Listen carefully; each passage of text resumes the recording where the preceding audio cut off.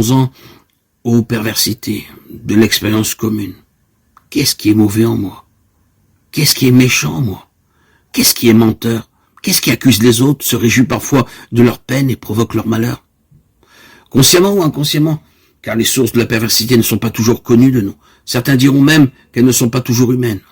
De même que l'ange peut être considéré comme meilleur que le meilleur de soi-même, le démon peut être considéré comme pire que le pire de soi-même. Qui ne connaît son ange et son démon ne se connaît pas encore. Quel homme peut prétendre n'avoir jamais fait l'expérience d'actes de grandeur et de bonté qui l'étonnent et lui font se demander « Était-ce moi ?» Qui n'a fait l'expérience de pensée, parfois d'actes criminels qui l'étonnent et lui font se demander « Était-ce moi ?» Dans le livre de Job, le Satan, qui deviendra dans l'évangile Oponeru, est considéré comme fils de Dieu. Ce n'est donc pas un Dieu face à Dieu. La tradition biblique, à la différence du masdéisme babylonien qu'elle traverse, n'est pas dualiste, opposant un Dieu du bien à un Dieu du mal. Et la tradition évangélique n'est ni essénienne, opposant les fils de la lumière aux fils des ténèbres, ni manichéenne, opposant le vrai Dieu, incréé au mauvais démiurge créateur.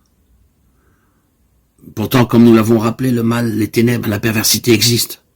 Mais, et c'est ce que va préciser le livre de Job et l'évangile, il n'existe pas absolument. Seul l'absolu est absolu, seul Yahweh est l'être qui est absolument, et tous les autres êtres ne sont que relativement. La fonction du Satan, nous dira le livre de Job, c'est de nous éprouver, de nous révéler à nous-mêmes, et de révéler au cœur de notre néant, notre manque à être, que seul je suis est.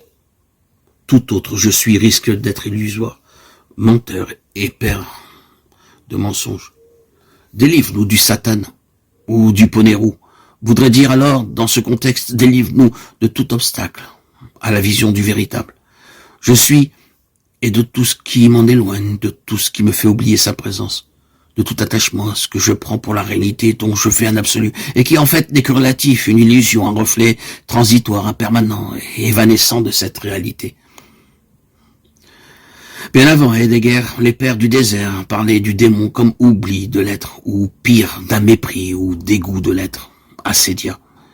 Le remède qui peut nous délivrer de cet oubli, c'est la remémoration du nom, l'invocation de celui qui est « Je suis », Yeshua, ou l'invocation de celui qui est son père, Abba, dans la conscience du souffle, le pneuma. Ce qui peut nous délivrer du mépris, du dégoût de l'être, c'est l'humilité, la patience, et de nouveau l'invocation du nom. Reviens à ton centre, reviens à ton cœur, reconnais que je suis et tu trouveras la paix. Le Satan ou Poneru dont parle l'évangile est également qualifié d'accusateur ou de culpabilisateur. Les pères du désert, s'inspirant du livre de l'Apocalypse, disaient que le signe certain que nous sommes délivrés du démon, c'est lorsque nous cessons d'accuser et de culpabiliser nos frères, de les juger. Il est mort, l'accusateur de nos frères. Cela rejoint l'enseignement de Yeshua.